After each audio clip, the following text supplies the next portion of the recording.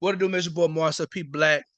I apologize. I've been gone for a minute, man. Life been happening, but it's absolutely a privilege and a blessing and an honor to be back amongst the people for the Really Out Here podcast. Because I really been out here. I really been out here. I did a whole nationwide tour last summer, but I'm back in the classroom, really grinding, trying to get ready for some new music and stuff like that. So that's where I've been. You know what I mean? Season 2, it didn't, we pretend season 2 never happened. Now we're on season 3. You know what I'm saying?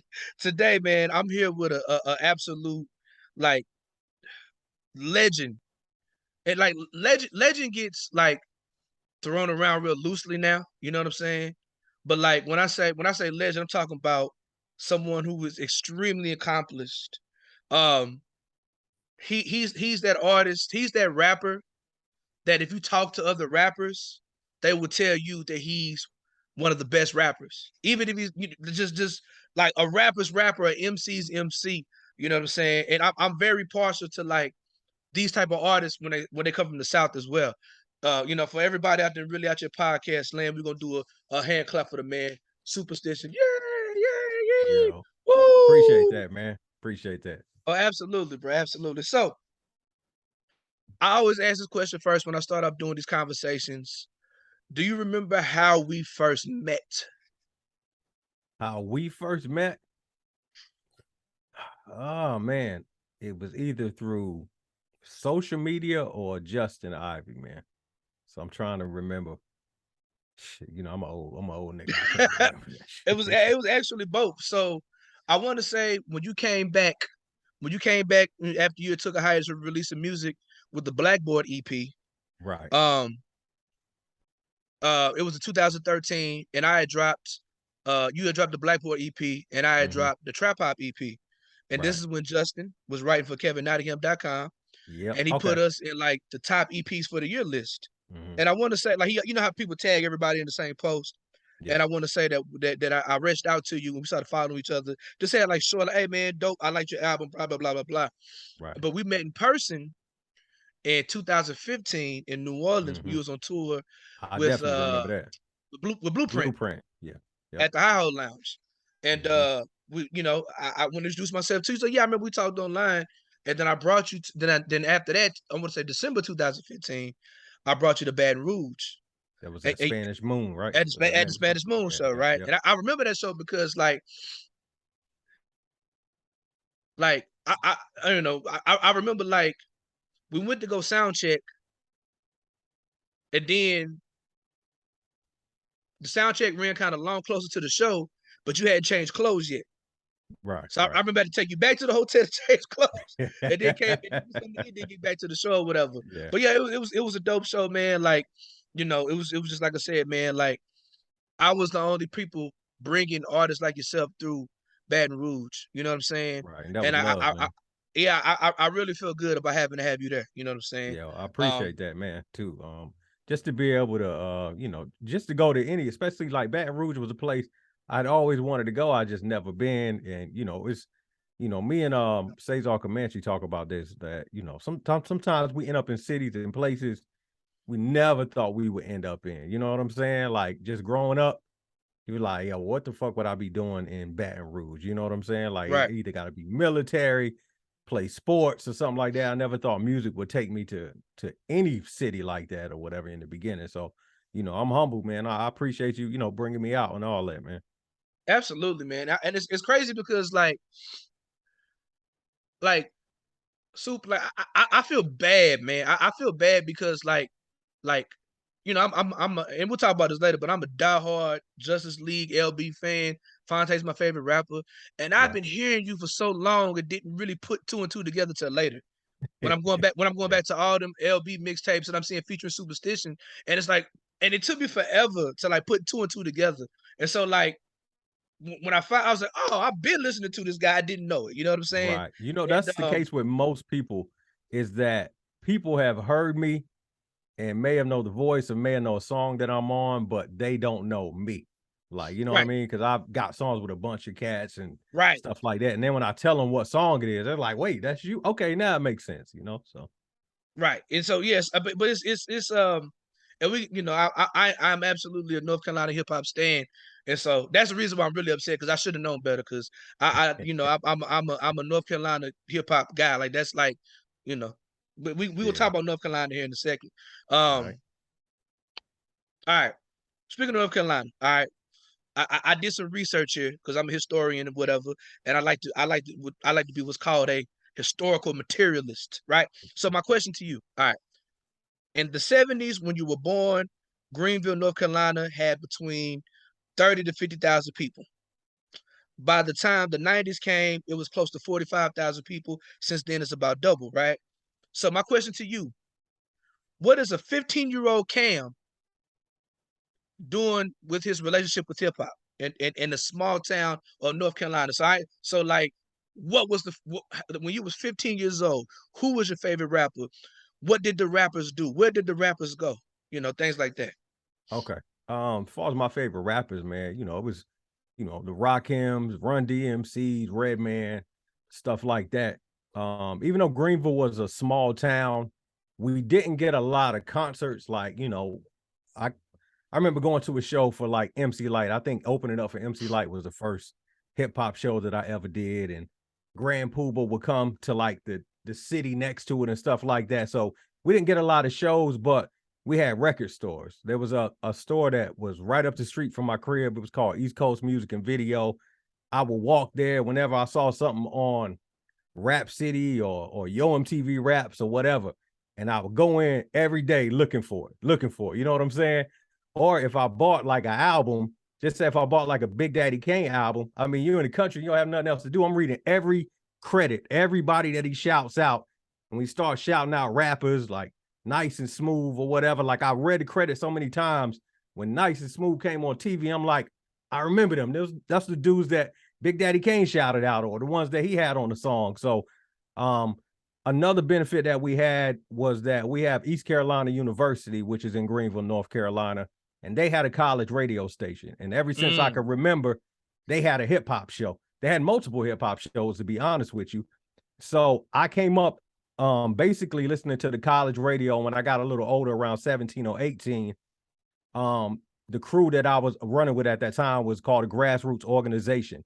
And a lot of those guys went to East Carolina University. So we were able to just go to the radio station. I mean, we would make some songs in the studio and go to the radio station the same night and be able to play it because we was cool with the DJs, or they would let us get on and freestyle and stuff like that too. So granted, like we didn't have like a Fat Beats or a Stretch and Bobbito, kind of like, like the New York heads had, but we had our own version. And we also had a hip hop night that was put together by DJ Merlin, rest in peace to Merlin. DJ Set One. We had a Monday night hip hop night, and man, it used to be packed. A lot of different cats would come through and things like that, and that's where I really got to hone my skills. So we didn't have a huge hip hop scene, but there were a lot of MCs there, and we kind of built off each other, man. That's dope, man. So I grew up. I grew up in a small town, about 35,000 people, very small black population, and like we didn't even have like a quote unquote black radio station. I grew up 100 miles north of Dallas, 100 miles south of Oklahoma. South of Oklahoma City, small town called Ardmore, and so like there was no hip hop scene. People rapped, of course, you know what I'm saying, but like you know this. This is the day. This is before the days where you can send a radio record via MP3 to a DJ. You know what I'm Mhm. saying? Yeah, yeah, So you either had to mail, you know what I'm saying, a demo to the radio station 100 miles away, or we would just drive to either Dallas or yeah, Oklahoma City, and we yeah. never I got our see. shit played. But it Yeah. was part of the grind. You know what I'm saying? But Right. Yeah. definitely. So I definitely understand like what that's like because you're about like an hour and a half of Raleigh, right? Yeah. About a little less than an hour and a half, depending on how fast you drive. You know what I'm Okay, saying? So was there yeah. like a pipeline between the colleges in Raleigh and the one in Eastern Carolina? So it's yes and no. People in Greenville will feel that it was kind of a pipeline. People in Raleigh be like, man, Greenville way out there.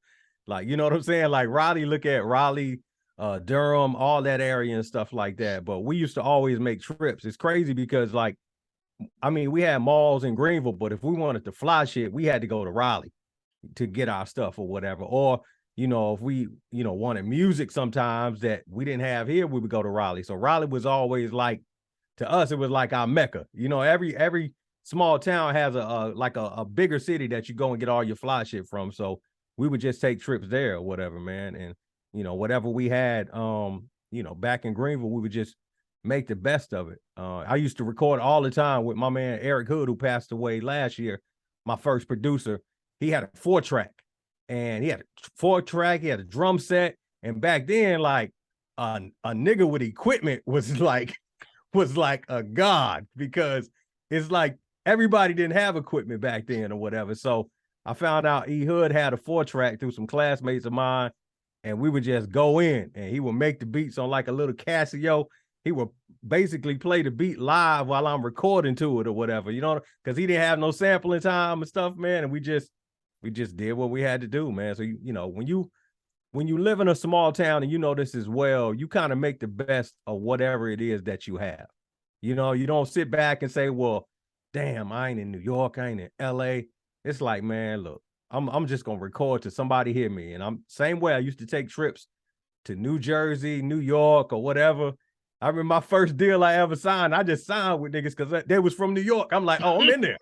I'm in there. You know what I'm saying? Like I see my father, God bless his soul, was a gospel musician, and he wrote, recorded, mixed his own stuff, and so I was the nigga in the crew with the equipment. You know what I'm saying? Because oh, okay. So like he had like a little 8-track analog joint, the mic and stuff, and it had like a little keyboard, and the summer of 2000, but maybe summer 2000, me and my partner Nicosi, who I was in a group with back in the G, it took us probably about a smooth. It took us a whole summer to make like a little 3-song EP demo, Right. and it was crazy because like we it took us the time to put it from tape to CD, and this is when the first burners really came out, Right. and like each to burn a song, it took the length of a song to burn it onto Yeah, a CD. exactly. It's so like we try to burn 3 songs on the CD. That's like 14 minutes, and like try to make 50 of them. It just you know what I'm saying? Like that was that grind though. And it's like Yeah. back then, like You had, that's that like shit felt like a pressing plant. You right. had, But you had to see, do all that. like that to me, like, I'm all with technology, but it's too easy to be a rapper now. Like even at It school, is, like man. you had the cats that would freestyle at lunch or whatever, freestyle on the back of the bus. But then you had the rappers who really went to a Right. studio and really recorded. And the guys who just freestyle knew that like, yeah, okay, we doing this for fun. Like, Yeah. of course we're not making no money, we ain't making no noise like that, but Yeah. they really dedicating their time to it. And like sometimes I miss those days. Like cause you don't really have to like do anything to be a rapper anymore. To release music rather. You don't really Right. have to do so it's a gift and a curse because I'm looking at your setup. Clearly, I'm listening to your last couple of projects and I know they was all done in-house. You did everything, Yeah. but you Yeah. actually have talent. There's niggas with no Yeah. talent have all this access and it's not you know what I'm saying? And I've not had shit longer than I've had it. So Right. you know, for the most part of my career, like most rappers, I didn't own nothing. I didn't have a mic, anything. But when I started to record more, I started realizing how I was inconveniencing the people that I would go to their crib or their studio. Like I would go in and book 5 hours and do 5 songs. You know what I'm saying? It wasn't go in the studio and work on a beat or go in the studio and write. It's like, look, I got 5 joints, We and knocking it out. studios was like between 35 and 50 an hour. I'm like, I'm knocking out every track that I can. And sometimes my man, Mad Rec would only have like 3 hours or whatever because I was recording at his crib. And so I was constantly having to go in and record. And then, he had a group that he was working with and he had a life too. So I remember I went on my first European tour. And when I came back, my wife was like, what do you need to record? And I was just like, I don't really know how to use that stuff. She was like, well, learn. Like, what do you need? Let's go get whatever you need right now. And we had a bullshit computer. And I went and got basically a mic. Back then, you had to have a sound card. You know what I'm saying? Instead of an audio interface and all that. And I think I had Cool Edit back then because that's what Mad Rec was using. So I was familiar with it, and I just started from there. And ever since then, I started kind of building up my stuff, man. It's crazy because like Cesar still uses Cool Edit Pro. Yeah, yeah, And yeah. I like still have so it. so it was funny because I was on him and Poe Mac's album, The Plague record. And so I go to the studio. He was like, okay, Cesar is very direct. Like he doesn't like he speaks. I call him sensei. He speaks very like intentional, right? So he was like, yeah. He sent me an email exactly how he wanted the songs, right? Yes, So yeah, I need the wave like this and such bits or whatever, boom, boom. So I go to the studio and I record the verse and I send him the Pro Tools session. And, yeah. and, and, Nah, and, and nah. like I can hear his tone through the messenger. Marcel, I told you specifically what I needed. Well, I'm just like, it's Pro Tools or whatever. He was like, I don't Yeah, use Pro Tools. yeah, I still use Cool Edit Pro. I was like, what? yeah, And so luckily, Poe Mac was, doing the album with him, and Poe Mac is an engineering genius. You know what I'm saying? He was able to get my verse or whatever. But yeah. I felt so bad. I feel because Bro, he it's told like me exactly it's what he like needed, man. it's like sending Cesar a Japanese Bible. Like Yes, that shit. yes, Everything's there, but nothing I could do yes, with it. And yes. Cesar's one of them guys, and shout out to Comanche, man. He's one of them guys that he don't change anything. Like if he has a workflow that he's always done, he's going to stick with it. That's how it is, man. Like his studio looks almost the same as it did 10 years ago or whatever. He just has what works for him and he doesn't change. Only man I know in 2023 still don't have a cell phone, man. Damn. And I just talked to him, I think like 2 weeks ago, man. What's Same guy. crazy is I'm only talking to him on Messenger. Yeah, yeah. He don't have a Damn, cell he phone. He don't have a never had a cell phone. cause so man, all right. I went to Missy Ann's. The first one I went to North Carolina, and like I knew I was going to because I knew I was going to Cesar's apartment, but I didn't realize that was Missy Ann. So I'm like, yo, this is where the listener was created. Right. Look, and I'm gonna say this right now. I turned 40 this year, and my birthday gift to myself is going to record at Missy Ann's. Yeah. Okay. Like, Dope. like Dope. that because like I told you, North Carolina is that's my jam. Like that's my hip hop mecca for me. Like that Yeah. for Yeah. real. And like speaking of, how would you define the North Carolina hip hop sound, and in what ways have you personally seen North Carolina's influence on hip hop culture? All right. So for me, I don't even know if it's really a sound. I think what people associate to the North Carolina sound is technically like the Justice League Knife Wonder sound. Prior to that, coming up, first group that I knew actually from North Carolina was Yag Fu Front. They had Busted Loop. They had a major record deal. And those were the first cats that I remember. And then we had Black Sheep, who they weren't from North Carolina, but they lived in North Carolina. Also, I think Skills is I think Mad Skills is technically from North Carolina as well He's from too. Fayetteville, yep. Yeah, yeah. And then So you I got mean, Ski we had Beats. exactly. We had him. We had another cat called Omniscience. He had a quick run, really dope rapper. He was on East West Electra.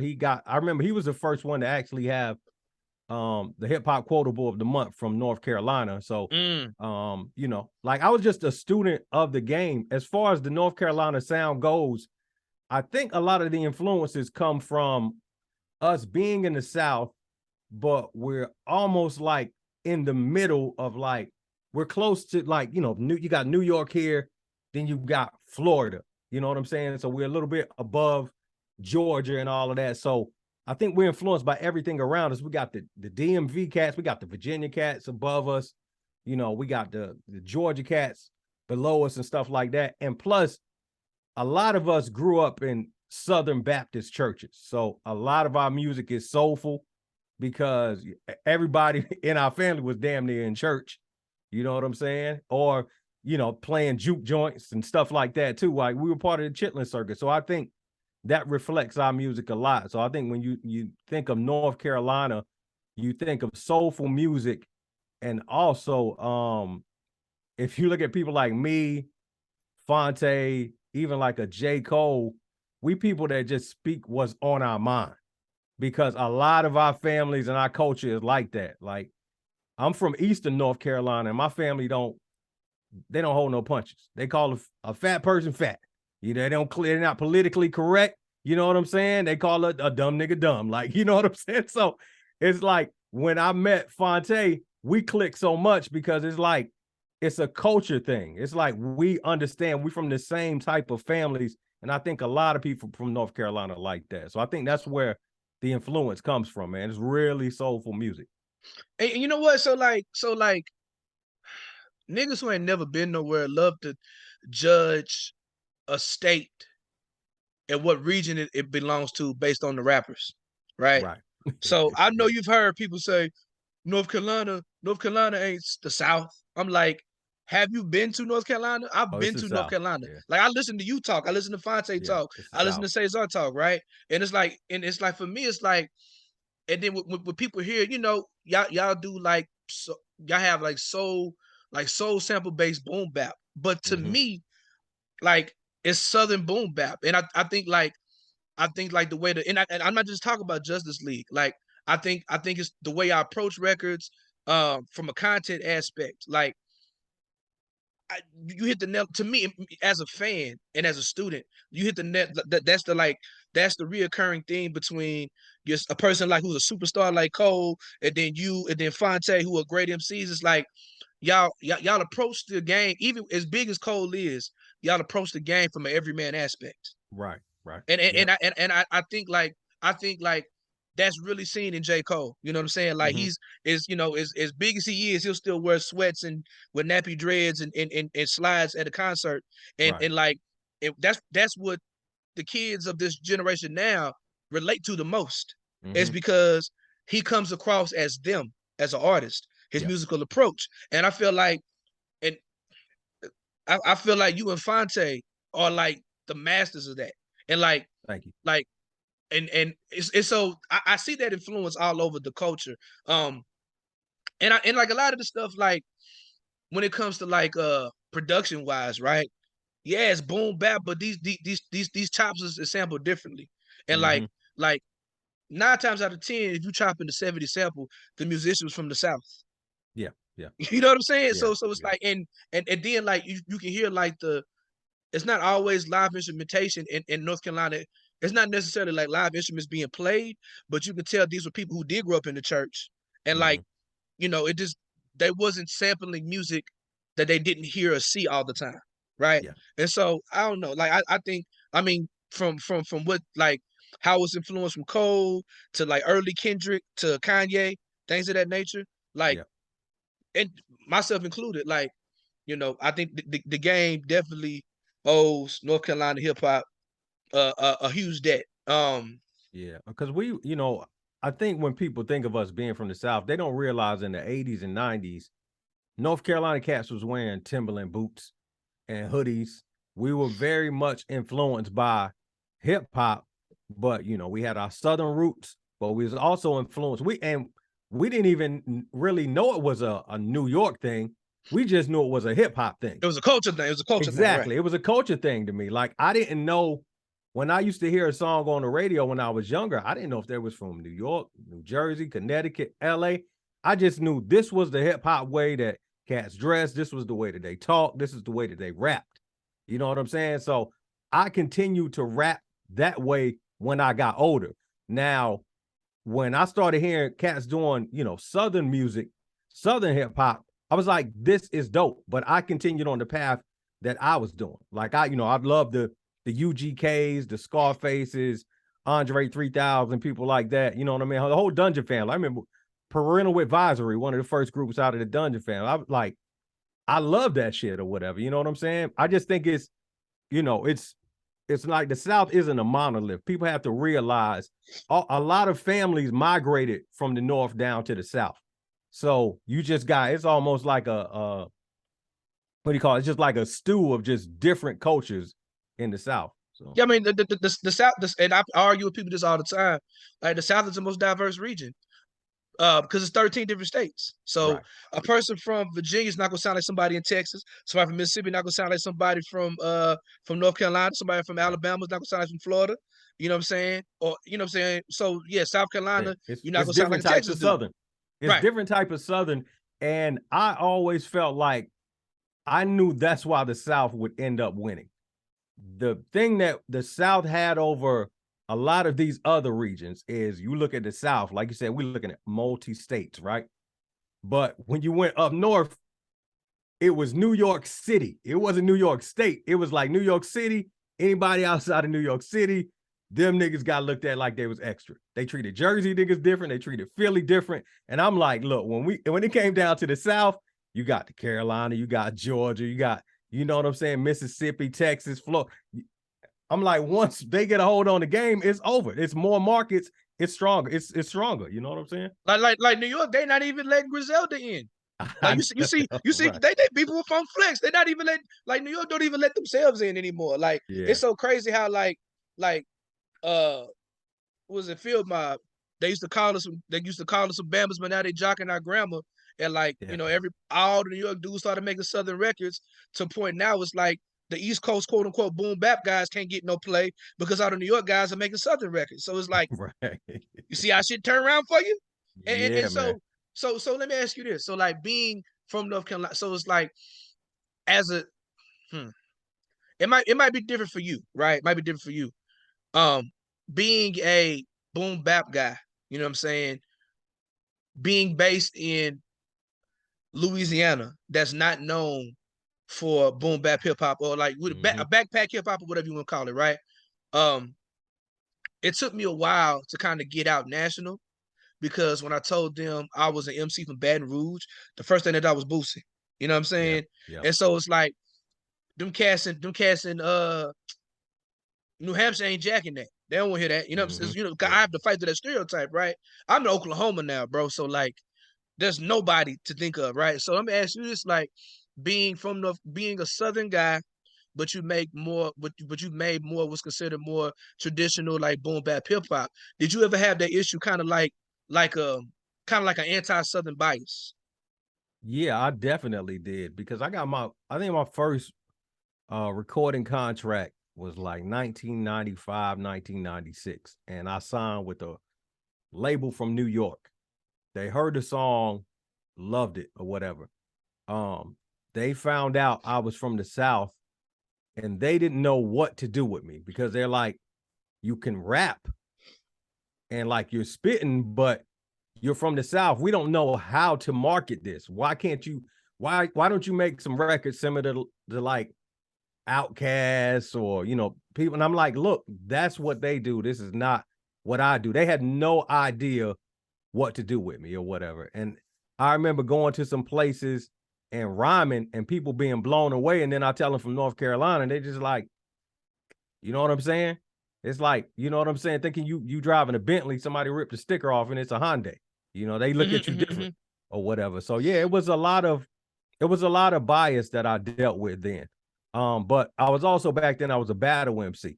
So anybody that kind of disrespected the South, I was coming for them. You know what I mean? There's been I won't even name names, but there was some cats that, me coming up, just straight ran through them. it's like maybe you can tell me out. Maybe you can tell me when I get out record. Yeah, I would hear that. I would hear that. Right, yeah, because I was back then. I was a fierce battle MC, and I was never a rap battle tournament type of dude. It just didn't interest me. I was more of a street battler, one-on-one. We show up, do our thing, go our separate ways or whatever. You know what I'm saying? So that's how I was. But yeah, it was a lot of bias coming up around that time, man. But the main thing that I got in this game outside of just loving hip hop, I wanted people to know that North Carolina really had some talent, some really dope people, man. So I want to say it might be 2016. I bumped into you during A3C. I was coming out of a venue. I saw you. I said, what's up, Super? Like, what's up? You said, hey man, I'm about to go to the show. And I can't remember. It was a crew that you was in Atlanta. What's the name of your crew? What year was this? 2016. Was that Soundside? Soundside. I knew Yeah, it was something with Soundside. Cy Yeah, in yeah, it. yeah. I Yeah, didn't want to mess that it was up. my homies, yeah. Yeah, okay, those are your homies, right? But like you did like music with them, right? Yeah, I did like 2 records. I did 2 albums with them or Okay, whatever. Because they so was I when I remember. moved, they was just my homies. So I'm like, man, I'm technically part of the crew anyway. So Okay, so no, so I remember. I think they was. I think y'all might have been on. They interviewed you guys on. Oh gosh, Southern Vanguard. I want to say. okay, yeah, yeah, And, and, yep, and so and so and so when everybody was like shouting people out, they shouted your name, and it was like Superstition. He's the bad guy. He's the bully of the group, right? I'm the And I think mercenary. like that's what I like. I know you as a like we when we met, we hit it off. We hung out, we kicked it. Right, for sure, for sure. Like Yeah. I like your mean streak. I really do. Right. I like it. Like when I was listening to your EP, I was like, oh, this is angry soup. I like it. I like this. And I'm gonna tell you the reason why I like it in a second. But um, so I was listening to the interview that Cesar had with K3 the other day, hmm and he told a story about how you guys was in Europe, and there was a legendary crew who was the headliner, and then but it said like the North Carolina showcase, and they was upset about the situation. And Right. anyways, they dished you from the stage, and they said the bully from North Carolina went backstage and had like a Oh, shout match with the guys. I'm not gonna ask you. I'm not gonna ask you who it. I know who it was because Cesar told me what it was, right. right? But I thought it was hilarious because I know the person and like yeah that whatever. But I want to hear some more tour stories, man. Like Man, every time I listen to you, you tell like a different tour story, and those are my favorite things. So I want a good tour story one time for the people that out there and really out your podcast land, if you don't mind. a tour story, man.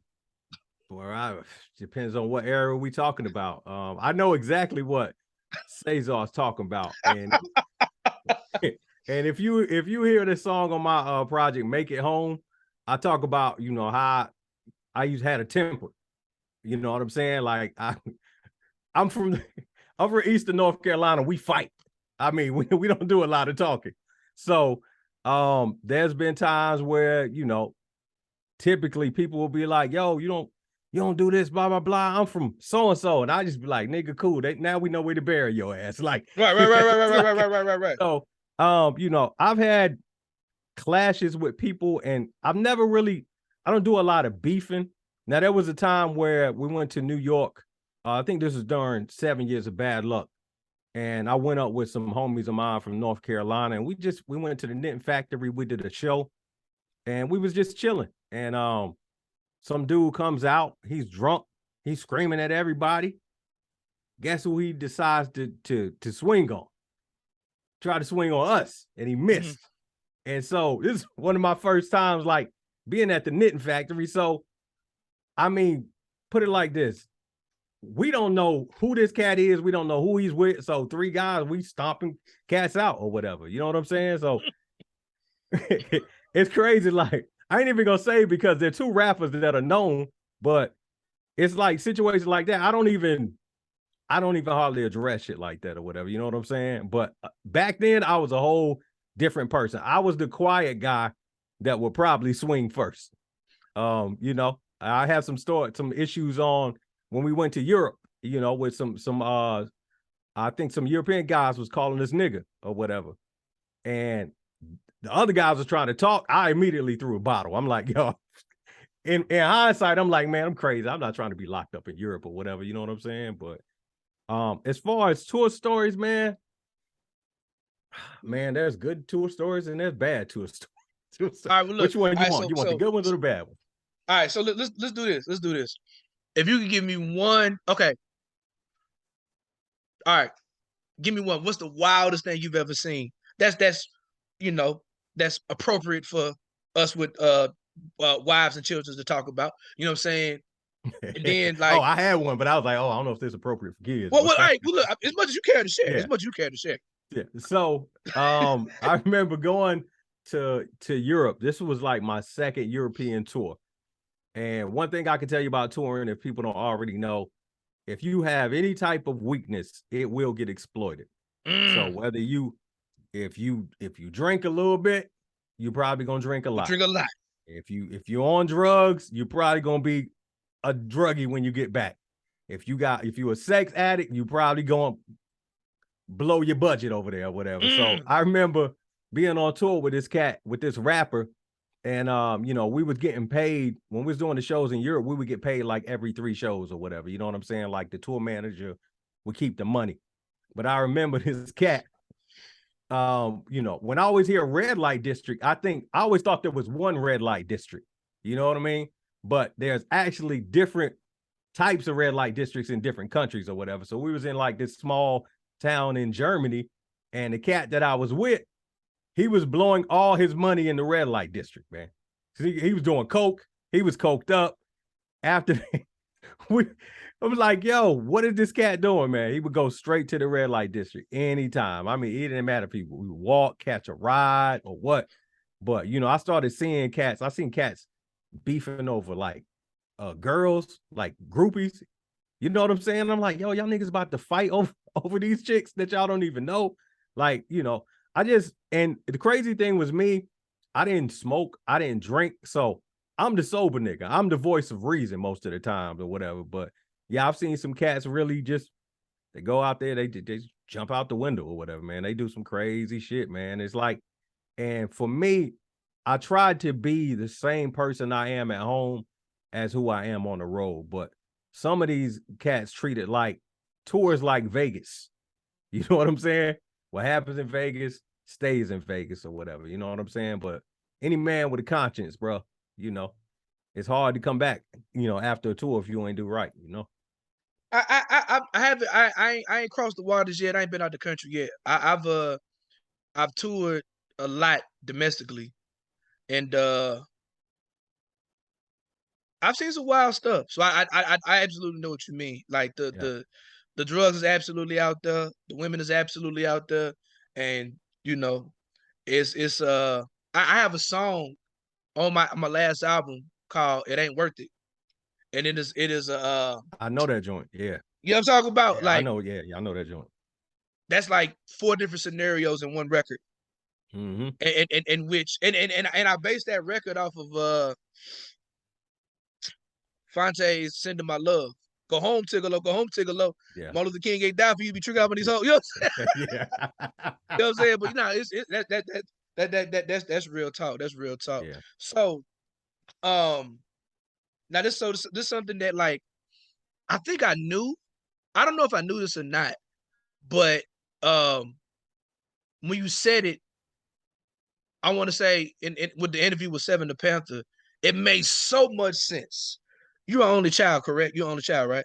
Yeah, I was for up until last year. I found out I had a sister or whatever, but Oh, yeah, I'm an only child. I this raised was an only raised an child. only child. Yeah, yeah, I am too. yeah. Okay. I am too.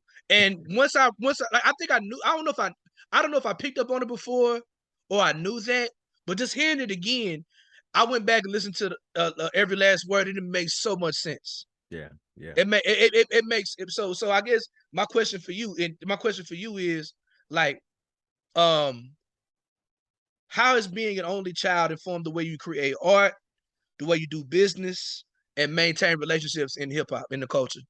All right. For one, it affects me as far as musically because I'm, you know, regardless of what people think, I ain't really a people person at all. Music forced me to be a people person.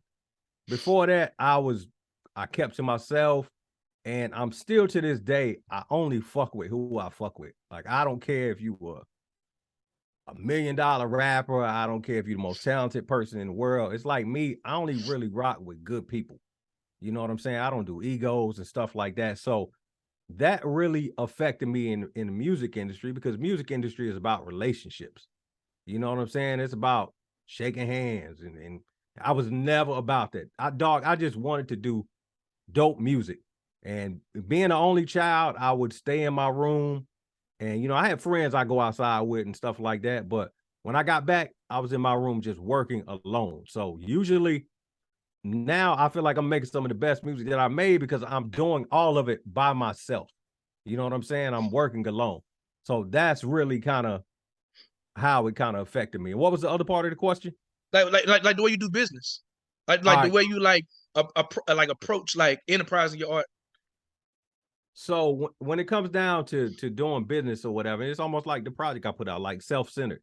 Everything for the most part, if being that for a long time I was just self-managed, I was having to do all these things for myself. Um, I take into consider, other people and what they want, but I don't compromise a lot when it comes to my art. You know what I'm saying? Now, if it's just say if it's me and you and we working together, then cool. I compromise with that. But I ain't never compromised when it came to a label and stuff like that. I think that was some of my biggest gripes was that, people trying to come in and change my music and change my art without my permission. Like I have a real super grudge over shit like that or whatever. You know what I'm saying? And then, like I said, it came back to just being from how I was raised. I was not taught to tolerate no bullshit. I have low tolerance for bullshit. As I got older, and then like I'm a corporate guy now. So yeah, so I know how to clean things up and things like that. But yeah, my attitude has always just been the same. It didn't matter whether it was my attitude in music was my attitude at home and all of that, man. And that's why you don't know a lot of people that could say like, yo, Super's a phony dude. I'm always the same. If I don't like some shit, I'm gonna tell you I don't like it. If it's something I don't want to do, I'll tell you, nah, it's a bad idea or whatever. So I've just always been that way. But I don't think, when I first got into the music industry, I don't think that was a plus for me because people wasn't used to that. People looking at, well, I've got history, I got seniority. Like, who are you to tell me no? Or who are you to not want to do it? And I'm like, I ain't no desperate nigga for one. Like, so. But yeah, it definitely played a huge part, man, especially being an only child. And I never really had to be surrounded by a crew. I knew how to do everything by myself if I needed to. Look, you speak of my life. Like, I love everybody, but I don't have these niggas. Right. Like for me, man, being the only child, like I came of age being a backpacker in a place called Jiggin City, where everything is about club music and street music, and like I enjoy it as a patron, but as an artist, that's never what I wanted to do. And like I think me being the only child and being confident in myself and not needing anybody else, like was a part of the way I was able to just kind of stick to my own guns, do what I do. Right. Um, and you know, as only children, we don't trust that anybody can do for us what we can do for ourselves. Facts. So that's the reason Facts. why I've never successfully had a manager. Yeah. Yeah. Like every manager I've had has quit or not even quit, just kind of faded away because like we get so used to doing everything for ourselves Right. that like if you're not doing more for me than I can do for myself, what I need you for, Right. even if we juggling everything, you know what I'm saying? Yeah. And it's And I like have a manager. I have a manager now, Sav, and Sav knows how I am.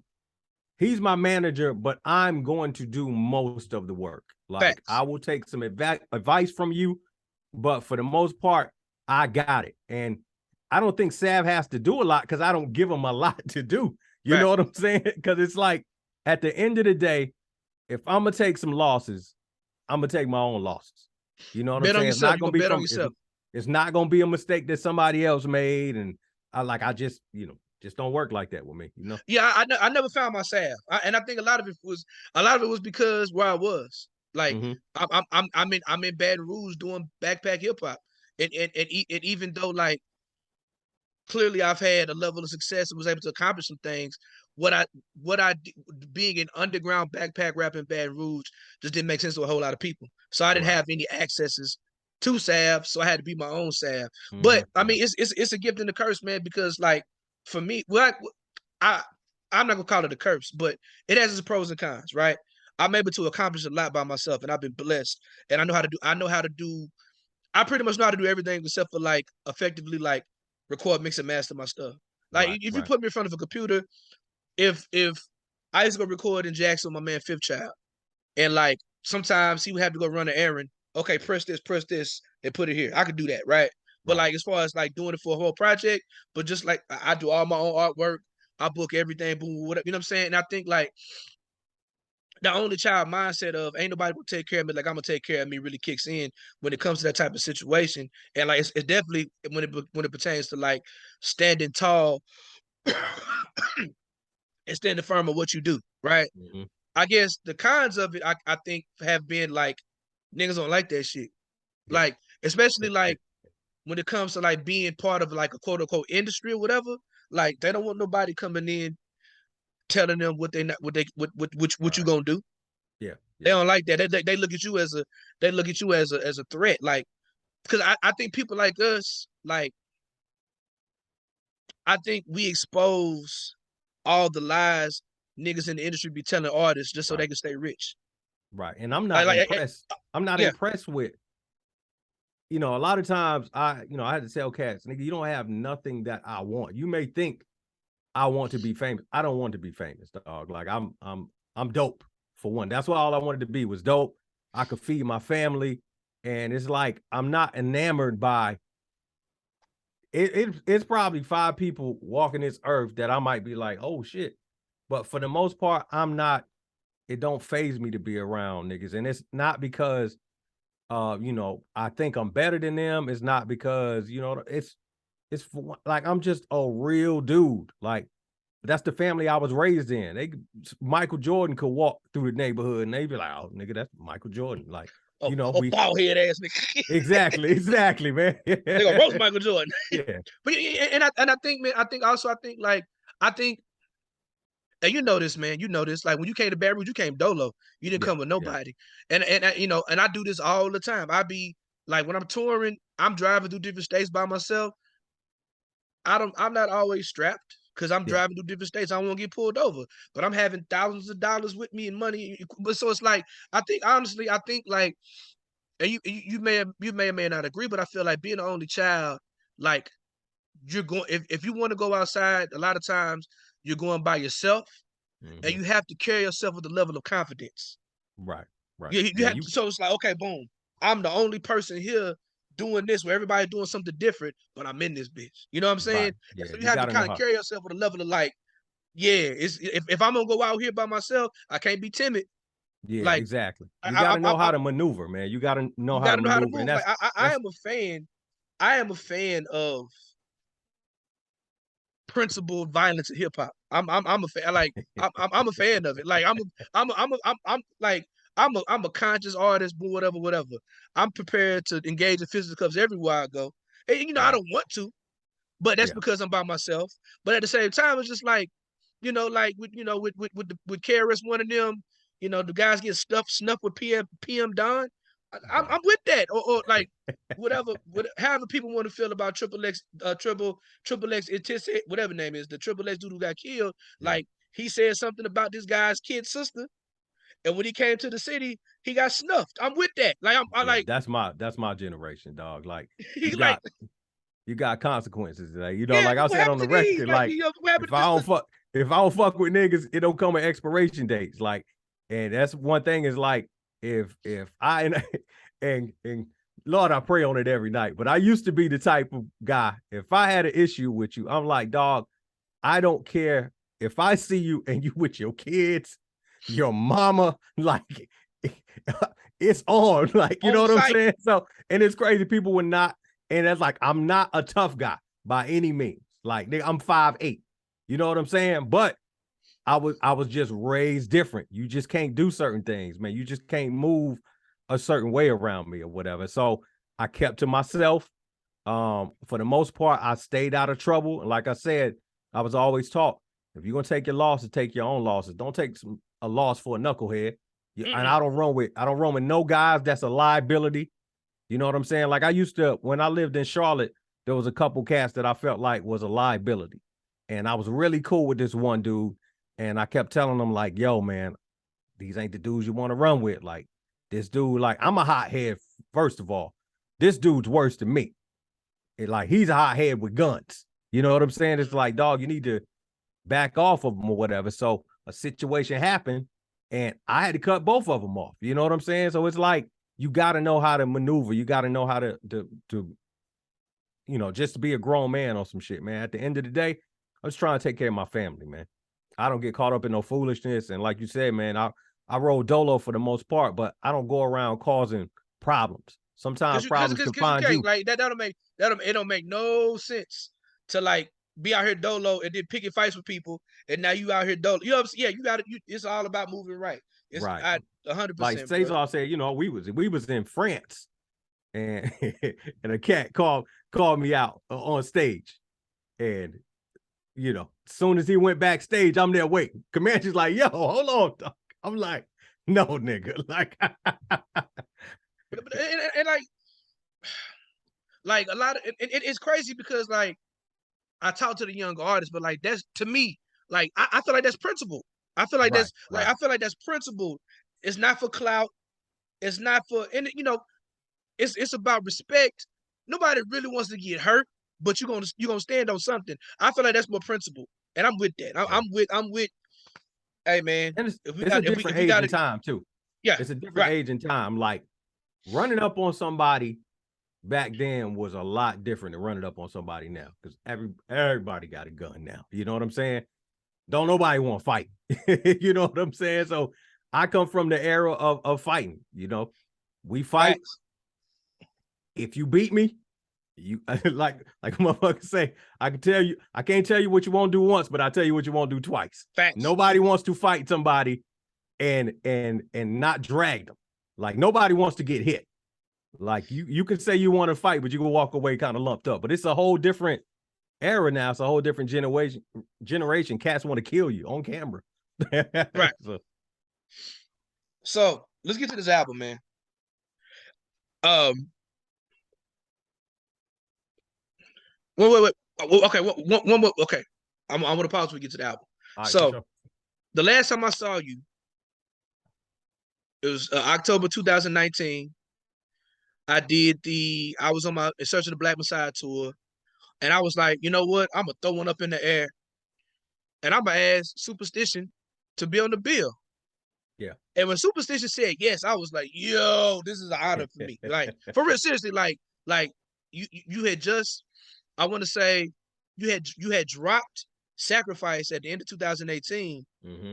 but you didn't really do any shows or tour it because I remember your wife She was was battling sick. some Yeah. illness. Yeah. Exactly. And I was even more honored that night because I want to say she came to the show with you, and this was the Right. first time y'all had been out together Been since she out. had. Exactly. Yep. And I I was like, remember yo, that. that made it like as a person who you know we've created a pretty cool relationship and rapport, Right. and I still admire you as an MC, and so for you to agree to do that meant a lot to me. For you to Yeah. bring your queen to the show, and she gave me a hug, like she gave me a welcoming Yeah. hug So and said thank you. I'm glad to get out the house. You know what I'm saying? yeah. See, my Um, wife, me and my wife, we're tight like that. She knows who I'm cool with. She knows who I like, the people I really respect. Like of course she knows who I do songs with, but also, she remembers me going to Baton Rouge and stuff like that. mm, And you know what I'm saying? She remembers us. I tell her like, yo, I talk to her every night when I was on tour, like, yo, I met some cats in New Orleans or whatever. You know what I'm saying? They talking about, maybe possibly bringing me to Baton Rouge at some point. And then I'm like, yo, you remember the cats I was talking about and stuff like that. So, and to me, it's not just the show. Like being able to provide a way to feed my family. Don't matter if you book me a show in Texas, Louisiana, wherever, I'm always grateful. I'm always humble. And if you in town and I can make it through, you know what I'm saying? I can pull up. That's what I'm gonna do or whatever. You know what I'm saying? And like I said, my wife, she went through her situation with cancer, and it's the first time we had went out anywhere. And I was like, yo, I gotta go out. And, Marcel, like, you know what I'm saying? Like she helped me put money in my pocket. You know what I'm saying? And the thing is, cats don't never know if you up or you down. So even if you do a show, you may not know that money could have probably saved us from getting kicked out. You know what I'm saying? right. Like, not to Pay some say it crucial was, but bills you or just something. Kept the never lights know. on, right? You never know. And I'm always, to this day, I'm always humbled and always grateful to anybody that helped me get some bread, anybody that treated me with respect, anybody that brought me to their city. And it don't even matter if it's like 15, 20 years ago. I'm always like humbled and always still that same person to them. You know what I mean? So on the Gold Standard EP, you had a record called "Song for the Missus," Mm-hmm. and like that's my wife's jam. You know what I'm saying? Oh, word. Yeah, because she was like, yeah, that's like this song is sweet. You know what I'm saying? And so these are questions that I always ask um men with families who You know what I'm saying, been doing it for a while. Like when you first started, like how was it? Because you know, we've talked about it before. Right. Like you was a teenage father. You had like, you know what I'm Hmm. saying? Yeah. Like, how was it for you, like trying to maneuver and balance being a father and a husband and an artist going through the industry and going through the culture like that? Man, it was a struggle. Main thing, especially the early years was hard because I had a kid so young, I didn't really know how to be a father. You know what I mean? I hadn't Hmm. even grown up yet. But I mean, I had my stepfather in my life and stuff like that. Then I got like my wife that I've been married to now for we've been married, it'll be 18 years this month. We've been together for what, 23 years.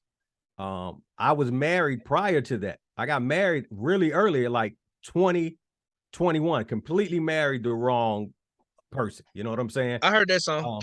Yeah, man, completely married. I like, just high school, high school sweethearts and shit like that, man, and getting married and marriage lasted for 6 months, and and I'm 20, 21, and she's just like, you're not gonna be no North Carolina rapper. You know what I'm saying? Or I will make some music, put it in the car and play it, and she would just look like, nigga, put on some DMX or some Nas or something. Like, let's hear some real shit. So I went through that. And then, after, I had gotten divorced from her, I always said, I don't need no hip hop chick. I just need somebody to respect hip hop and what I do. Like, I don't care if they don't listen to hip hop. And my wife, she does listen to some hip hop or whatever, she knows the De La, the Common and shit like that. But she didn't like rap growing up because her brother played all gangster shit. So so when she met me and heard the music, it was a little bit different. But one thing about her is that, and I think for the first part of our relationship, the first year or so, I didn't even tell her I did music. She heard me on the radio and recognized my laugh, because back then I was doing radio battles, and I was on the radio, and she heard me laughing, and when I talked to her again, she was like, "Were you on the radio?" And I'm like, "Nah, nah, nah, nah, nah." You know, because I didn't want. I think it was trauma from the first marriage. I was just Right, right, like, right, "Nah, right, not right. trying to be no rapper." Like, but yeah, she's always been supportive. I learned a lot from my wife. Um, Basically, if anybody taught me how to go and get it, it was her, because I would try to explain to her why I don't have certain things. I remember telling her, like, I'm trying to do an album, but I don't have no artwork. She was like, "Why don't you learn how to do artwork?" And I'm just like, "Well, I ain't no graphic artist." She was like, "You can draw, nigga." Like, she ain't say nigga, but she's like, you know what I'm saying? It's like, you can do that. Or I'm like, "Well, I don't have a studio." And she's like, "Why don't you go and get it? What will it take?" And she has always pushed me. And she's never been the type to go against it. No matter how crazy my dreams or ambitions were, she was like, "If you can make it make sense to me, I will support you." So she's always been there, and I feel blessed since my first album. You know what I'm saying? I've been with the same woman. That's a consistency in my life. You know what I mean? I got the same homeboys, the ones that are still living. I still got the same homeboys that I've had for 20, 30 years or whatever, man. So I think that, a lot of times that shapes me, man. Get into this album. All Get right. into this album. Well, the EP rather. Every last word. Um, from the first record, I understood where you were. This was it. This my opinion. This is my The pandemic lockdown has been very interesting for me. It's time to get this shit off my chest, Mm-hmm. right? And like, it really resonated with me because my last album, Everything I Love, that was my grieving through the pandemic because my father Mm-hmm. just passed away, and just the different emotions that you're going through. I heard your records where you was just like, you know, ain't I'm going through all this. I'm not hearing from my homies. What's up? You know what I'm Right. saying? I had records like that on my album, right? And then I want to say on one of the interludes, you were saying that you finally met your birth father and you passed away like a week Right. later. Yeah. Yeah. And it's like it's so like your project is like half the length of mine, but it was a lot of different things that like you touched on that resonated with me, and it really resonated because I heard another only child talking, right? Right. So, like, and once again, that's what has always like grabbed me as a fan of like North Carolina MCs, from you to Rhapsody to Cole to Fonte to Cesar to Median, whoever. It's like you can hear your real life in the music, right? So Yeah. just kind of like as much as you want to share, like like what was going on during this period that like you know gave you this particular artistic output on every last word. I think for me, the whole turning point, after my wife had beat cancer, and I was like, yeah, I'm ready for the world. Let's go. When I caught COVID, like I got the OG COVID, and I got like severe asthma. So that shit fucked my lungs up.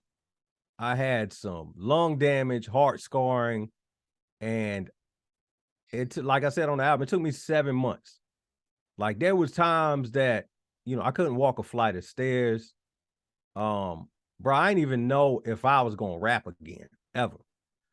And in my head, I'm sitting here like thinking, maybe I'll be like a DOC type of nigga. Maybe I could just write for niggas. Like, you know what Ooh. I'm saying? Like, you know what I'm saying? Like, there was times, and I don't think I ever shared this with people, but my shit was so bad after COVID.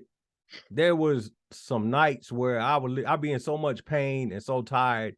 I'd just be like, yo, Lord, if you take me away now, I understand. And I will wake up the next day and just like, why? You know what I'm saying? Like the shit was deeper than depression, because not only, was my health fucked up, but now it's like the one thing that I could do all my life was be able to make music and shit like that. And I couldn't. All I could do was just write, but now I write. Like I couldn't sing along to a song in the car without getting tired, getting lightheaded. You know what I'm saying? Like I couldn't even be a fan of the shit. I could just listen. Mm. So, and the thing was, I didn't tell a lot of people what I was going through, because, you know what I'm saying? For one, I didn't want to be disappointed in people. You tell people what you're going through, they might not be there for you, or you got some niggas that'll worry you to death. Like you tell somebody you got an issue, they go text you 17 times a day.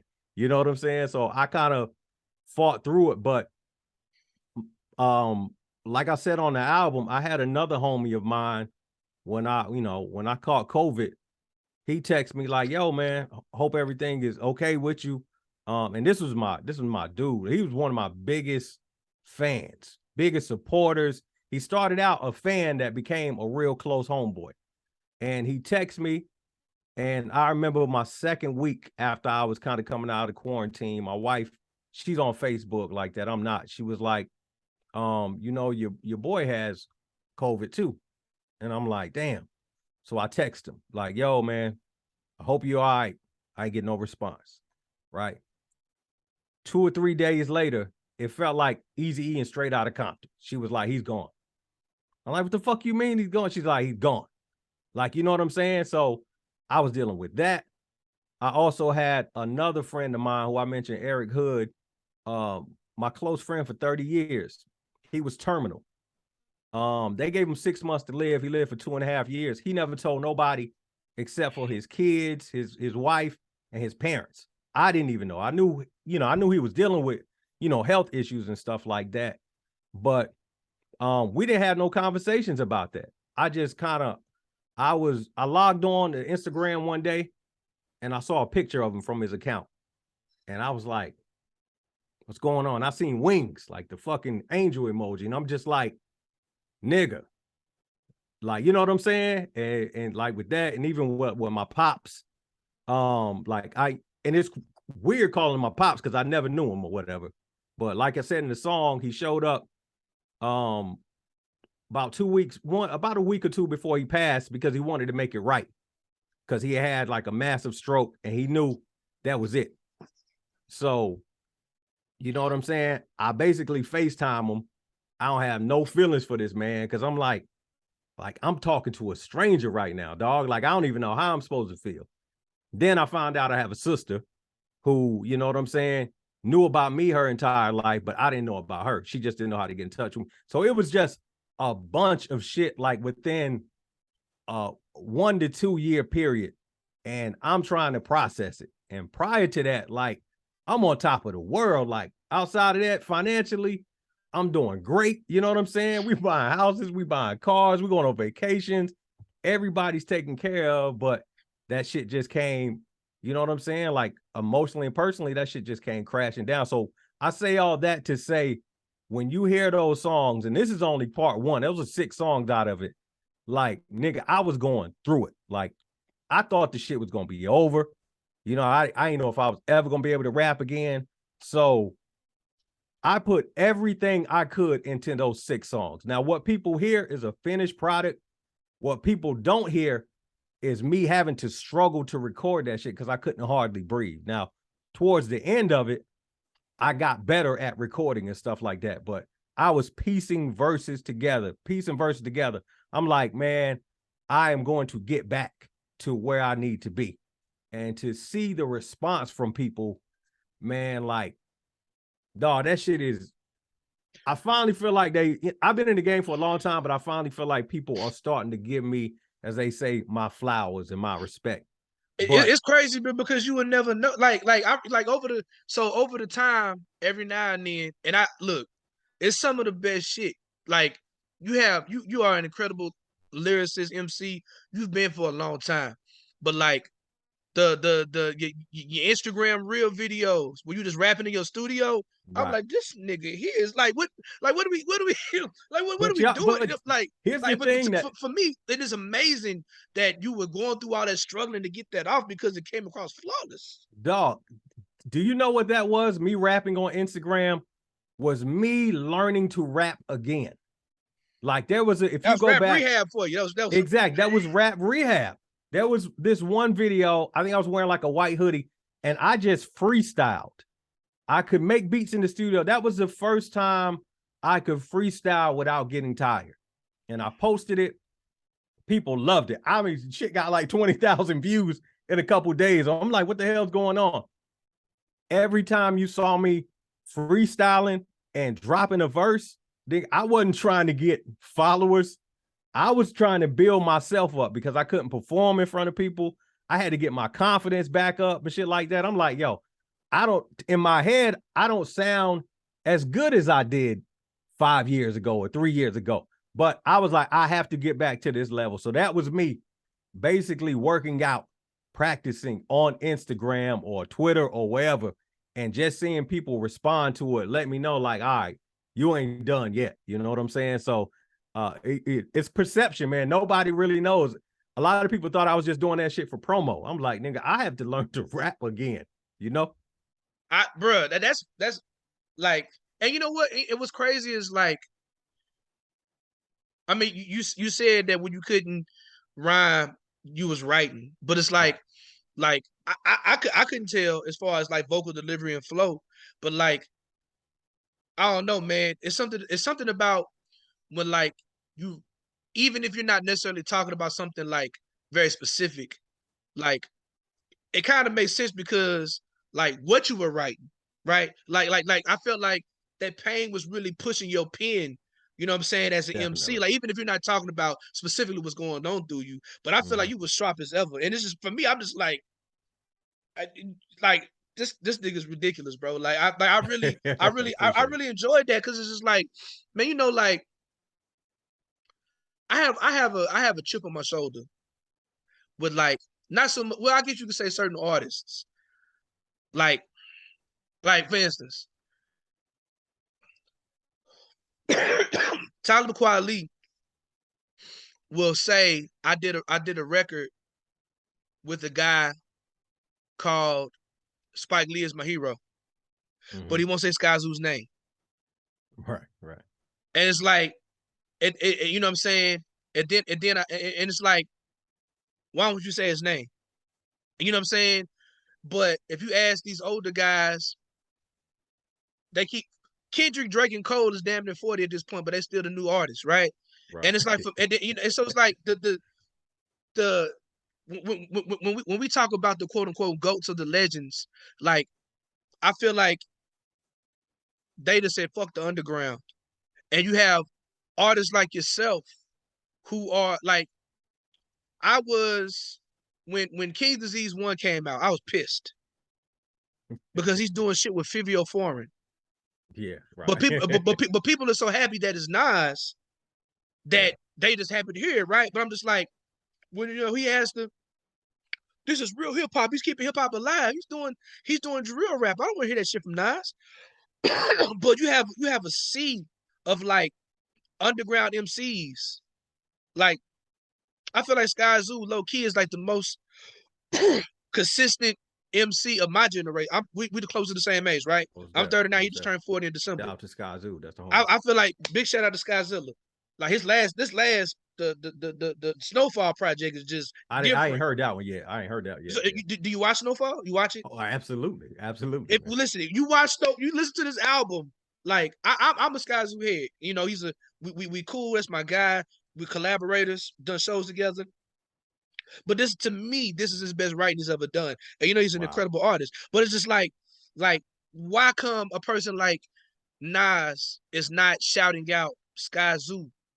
You know what I'm saying? Who is in real time doing what people are saying these legends are doing just because like some niggas, these famous niggas, you get one boom bap snare. Oh, he's bringing hip hop back. I'm like, are y'all not watching these videos with Supastitions in the studio and like literally being a top tier MC? You know, like so like that type of stuff really bothers me. It's like, and I understand that like ain't nothing sexy about underground hip hop if you're not an underground rapper. I get it. But if it's about the culture, if it's about the MCing, are you not watching these videos where this nigga's rhyming out of his mind? And I don't know. So that's just like a tangent for me. That really pisses me off. Let me counter that. Well, let me kind of give you a different perspective on it, right? And it's not even Nas, but a lot of 80s and 90s who we consider golden era cats, right? To them, that shit wasn't about culture. To be honest, these was niggas who was doing the shit that was cool and was popular, right? It just so happened to be some really, really incredibly dope music. And now you have older artists who have came from the 80s and 90s, and they're not reaching back for artists like me because they're only, once again, they're looking at who's popular and who's on top.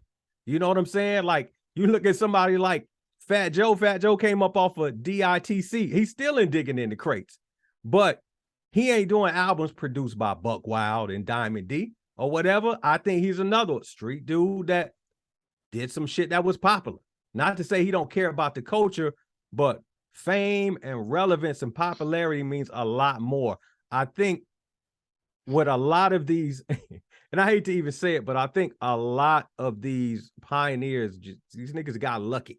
They made some incredibly dope shit at the right time. At the right time, and they don't care. A lot of these dudes don't care about the culture. You know what I'm saying? Because if you take somebody, it's crazy because you can listen to an artist now and tell who he's directly influenced by, with the exception of a Questlove, a De La, or a Tribe Called Quest. Most of them people, they won't even embrace. You know what I'm saying? Like, it's very rare that when a Questlove or a Pete Rock embrace Little Brother, because for the most part, people like that, they don't even pay attention to their offsprings or the people that was influenced by. They looking at Jay-Z. You know what I'm saying? They looking at the Nas's and stuff like that, or people beyond that. So that's why I just say, man, and that's just my personal opinion. I think a lot of these cats just did what was cool and what was popular at the time. And niggas got a classic. Somehow niggas got a classic. And not to say that's Nas, because I think, Nas does, for the most part, deal with some dope artists, but he, at the end of the day, he a street nigga. Street niggas like other street niggas. They like. And then it's about this too. That's what capitalism does for you, right? Yeah. It's like if you're in the business of being the black capitalist, then you're not really gonna waste a whole lot of time on some underground shit. That's just, you know what I'm saying? But and to be honest, and there's even independent rap dudes that think like this, but you right, you they right, you right, think you right. me working with somebody below me, they think, what does that do to benefit me? You get all the wins. Like, if just say if I'm Nas, right? And I hear you and I think you're dope, I ain't invested in your future or nothing. Like, it's like, and you not popping. Like, I might go to a random show. Say I'm Nas, I go to a random show, I hear Marcel, and I'm like, this nigga's dope, right? What benefit does Nas have to go and tell the world or to help you? You know what I'm saying? That's just the way of the world. That's how that shit is. It's a music industry, dog. Now, if you was assigned to him, he'd tell you the illest nigga. It's this nigga. You know what I'm But saying? so, and I guess for me, so you're right, you're right. There's no benefit for that. For me is the frustration is like when people could, and I think you made a very good distinction. A lot of these dudes, the street niggas, they never really was for the culture. They just Yeah. made some really, really good art at the right time, right? Right. For Right. me, and I guess this is so much on Nas in this capacity, but it's just like it's the culture aspect of it, right? Mm-hmm. Like so it's like if this if to me if this is really about the culture and what's dope, then that's what it should be. You know what I'm Right. saying? Like if you see a dude who could change the culture, who could blah blah blah blah blah, but that's not what it's about. It's Right. not really Right. about that. Um, And I will say, you got some artists like Master Ace that you can tell Master Ace cares about the culture. He right, right, cares right, right, about the right. art. He cares about the culture.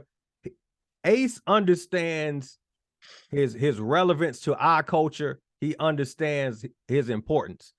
He don't go out and say, I'm about to make a trap record. Master Ace is going to do. That's why he's one of my favorite artists. Ace is going to give you Ace every single time. It's going to be consistently dope. He's not going to venture outside of that.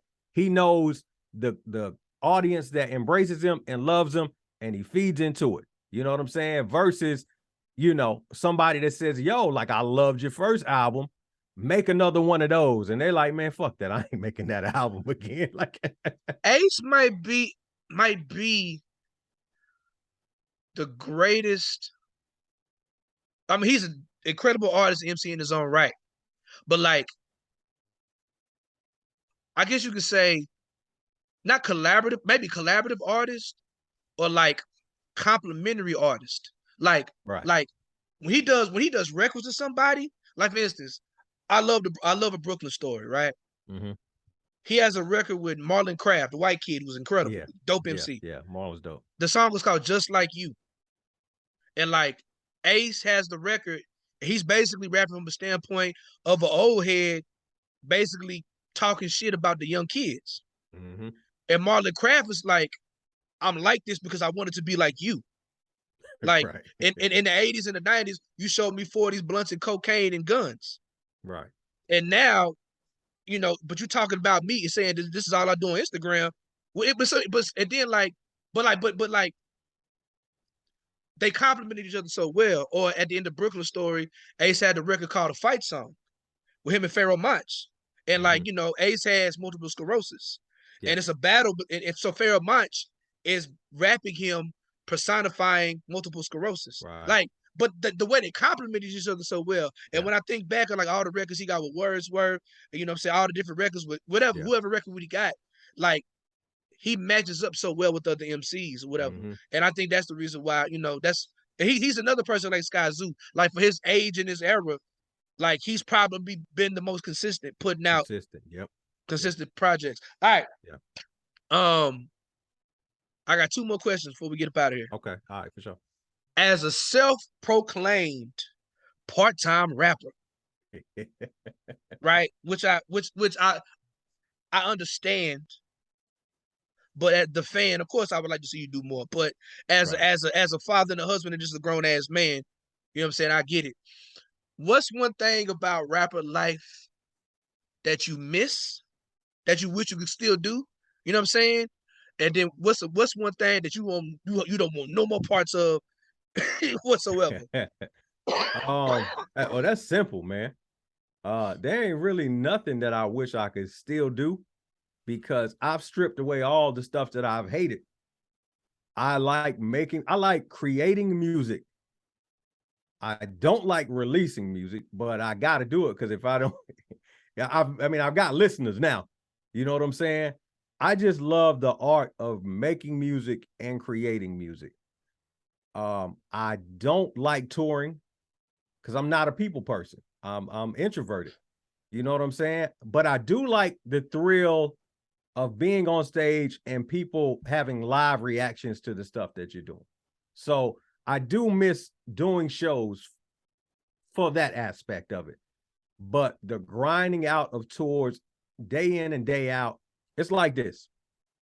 I'm just a married grown man, right?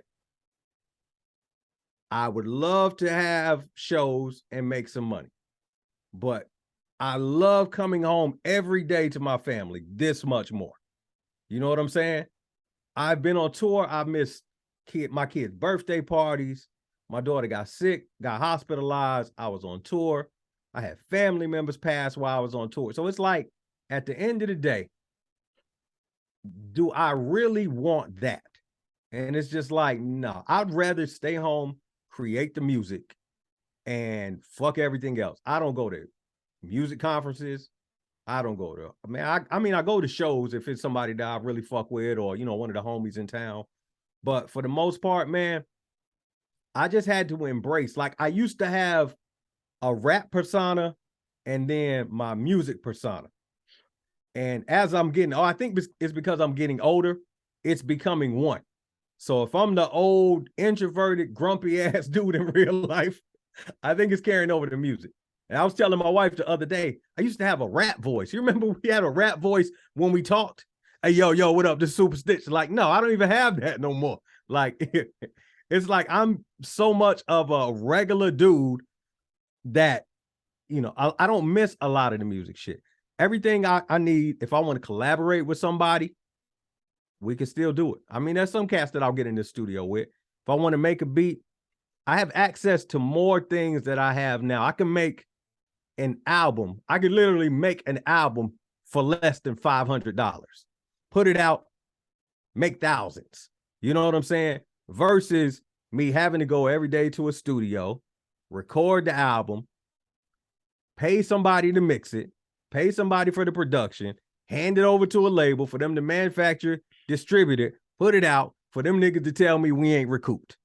Like, so, Right. So I removed all the things that I don't like about music. And I did that when I came back from music. When I left in 2009, I think 2010, when I came back, I said, I'm going to do this shit my way. And that is how I've remained happy doing music. I know my expectations. I don't allow anybody to tell me, well, just because I'm nice, I'm supposed to be famous. That's not how this shit works for everybody, man. I don't want to be famous. I feel really weird going out getting recognized. I remember being at a mall in Charlotte, and I was going to the movies with the family. We was going to like the AMC. I was walking through the mall, and we was running behind, and somebody was like, yo, Supastition. And it was like a dude and his girl. And I'm like, The movie about to yo, start. what's up? What's up? You know what I'm saying? Like, he's like, yo, I love your music, blah, blah, blah. And, you know, and I, you know, thank you. I'm with my family right now. We trying to go. My kid's like, Dad, we got to go to the movies. My wife's like, honey, like, let's roll or whatever. You know what I'm saying? Like, it's weird. I don't like that type of attention. I'm just too much of a regular guy. I'm cool with motherfuckers saying I'm dope. I pattern myself after like Rakim. Like my first couple, the first album from Rakim, I didn't even know what he looked like. You know what I'm saying? Until I saw a video on TV. I knew his songs, but you don't see Rock. He wasn't collaborating with a lot of motherfuckers. He wasn't out like at a lot of shit. He was just very low key. And I swear, if I could do music, if I could have been like Ghostface Killer and not show my face, man, I would have rolled that shit out the entire time. I would have been like MF Doom, nigga. Like, wow. some days, you know, some days I joke and I tell people like, you know, I'm gonna record an album under a whole different name, and I'm just gonna put that shit out there. Nobody gonna know who it is. Somebody gonna discover it and be like, yo, this cat is dope. I'm gonna pitch my voice down. They not even gonna know who it is, man. So it's like I like, you know, dude, I just like making dope music, man. And you do it well. So before I get Thank to your you. last question, I want to issue a public apology to you. 2015, 16. Oh, so you did a record with me called "Live My Life." Not live. In my life for my Cry Freedom album, and I was honored and blessed for that you did that. Like, Yeah, it's a just dope track. it's one of my favorites to this day. Um, you was working on the Speaker Bullets project with Praise. And you sent me a beat, and I'm look. I had to have this when I had Mega Ran on my podcast. I had to have the same conversation with him. I apologize. You sent me a record, and I'm gonna keep it tall with you, bro. Yeah. I admit this. I was shook. Hey man, And that's real shit though. That's like, real. I mean, I respect it. I'm be honest with you. Like, I didn't have I wasn't brave enough to tell you because I knew who Praise was, and of course I know who you was. Everything I wrote to that beat, it wasn't hidden because I didn't really love the beat. Right. And I was just like, how do I tell him that I'm not really feeling this Praise beat? Yeah. And my rapper pride didn't want to say, I don't want to get roasted on a beat that I don't really care for. And so I let my deadline pass because I recently went through my email. I found the beat. I let my deadline pass without doing the verse. And I want to tell you, man to man, like, I was a lot younger in my career, and like I should have did the fucking record. Now I know the album came out, but I should have did it because it's not often that somebody of your caliber asks, be on the record with you. So I mean, if you ever, I owe you one big time. And I owe you one. No so doubt. If you ever got something you need a country nigga to get on, like I got you. I never take that personal for one, because I never know what people going through. You know what I'm saying? Like, and for the Speaker Bullies album, we got some people up there. For my solo records, I would send out joints for people to do verses, and it would just never come back. I don't take that personal. I just don't know what people going through. Like, people always like, it's like this. If you hit me up and you say, yo, Soup, I need you to do a verse, right? And I don't get to the verse. Usually cats would be like, man, that nigga ain't that busy. Like, you know what I'm saying? But they don't know. You could be dealing with, niggas could be going through a divorce. You could be going through anxiety. You could have problems with your kids. You could just be busy doing regular stuff. You know what I'm saying? Or like you said, you might not be the shit for you. I got an email today for somebody hit me about a movie. And I'm like, nigga, this ain't the type of shit that I do. Like I'm not, that's just the way of the world, man. Like, I don't take that shit personal, but I appreciate you. Like, you ain't even have to apologize for it. I never take it personal. But I'm gonna tell you this, and I'm not gonna name no names, but a lot of songs we sent out for verses on Speaker Bullies, niggas was like, no, I am absolutely not. And I don't think I sent you a verse. I think I just sent you the beat. You sent me the beat. There's cats was like, heard my verse and was like, nope, not doing it. Hey, look. It's funny because Mega, and we talked about it on the podcast of Mega Red took it personally. He did. But I wanted to say that, and it's like, and like, I like having these open conversations because people be lurking, people be listening, right? And so, like, that's why it's important that, like, for me, I ask the questions that I ask. For other artists, because I'm a podcast head. I'm always listening and I'm always learning. I'm always paying attention, especially like with people who I look up to, who I admire. And so, like, for a person listening to me, look, if I can go back and tell the younger Marcel, nigga, do the record, or at least say something about it, or if nothing else, I should have been like, Soup, I'm not really feeling this. Is something, you know what I'm saying? So anybody else listening, don't do what I did. Don't fuck it up. You know what I'm saying? So let me tell you this.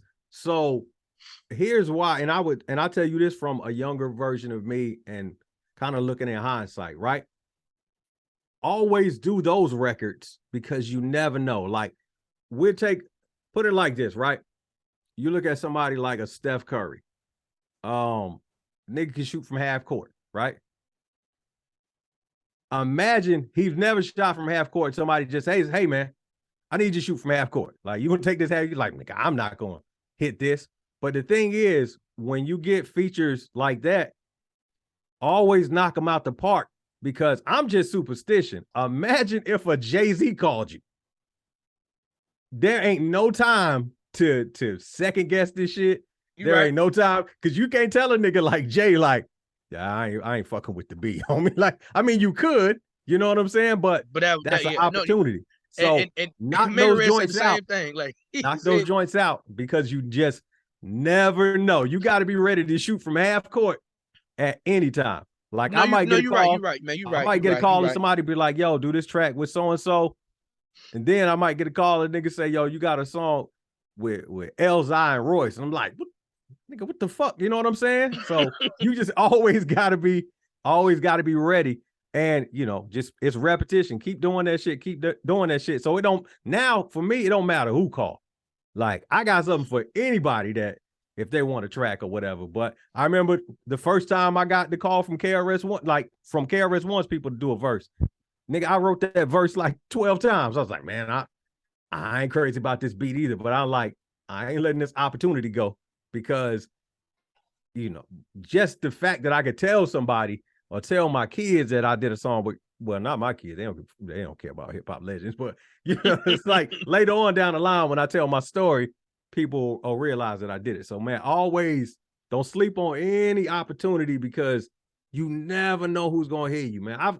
I've had opportunities from features on records that I didn't think nobody knew, but it'll be an unknown rapper, but he would have somebody, a friend or a family member, that does licensing for a movie.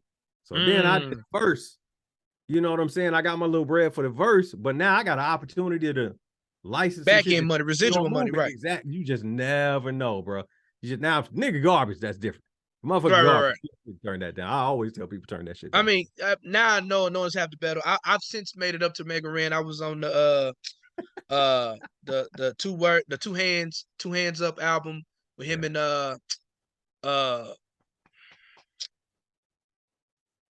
Jesus Christ, my man from Slum Village, the producer, RJ, young RJ, yeah. They put out a collab album in 2020, like right when the pandemic dropped.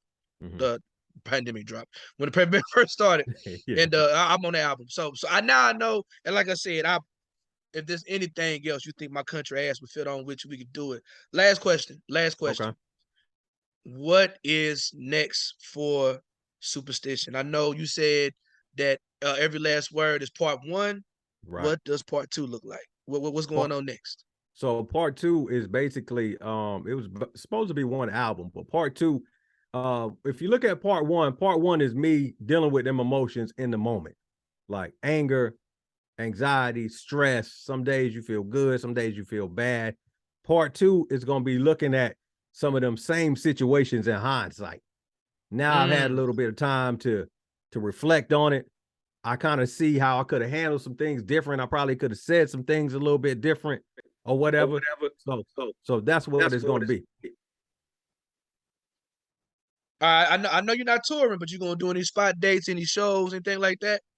Probably do some spot dates towards the summertime and all that, man. Like, I haven't, I'm trying to make sure I'm either healthy enough to perform or whatever, you know what I'm saying? So probably summertime is my personal goal, but if not, definitely by the end of the year, because I want to make sure when, you know, this part 2 drops, or when we finally do Speaker Bullies, I want to be able to, that's one album I do want to perform, because the beats is so live, man. So for people looking on the screen, man, I got the album pulled up on Bandcamp. I always tell artists, fans or whatever, if you want to support, go to Bandcamp first. Go buy it on Bandcamp so the artist can get the bread, and then you can stream it on the other shit later. You know what I'm saying? But go buy it first. I definitely bought it and downloaded this on my phone and my personal computer. So y'all make sure y'all go cop this album, every last word. This whole interview began when I was on my way to work, and I'm listening to the EP and her old man strength. If anybody knows me, you know, I like to do 4 things, right?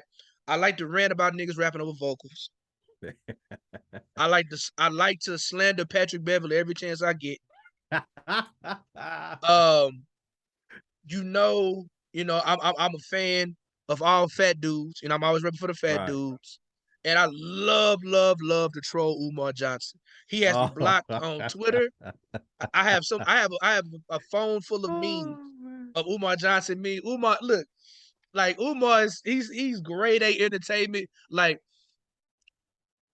you know that so Nas had on Life is Good, he had a song called Stay, and on one of the verses, he was rapping about like he had beef with this dude, right?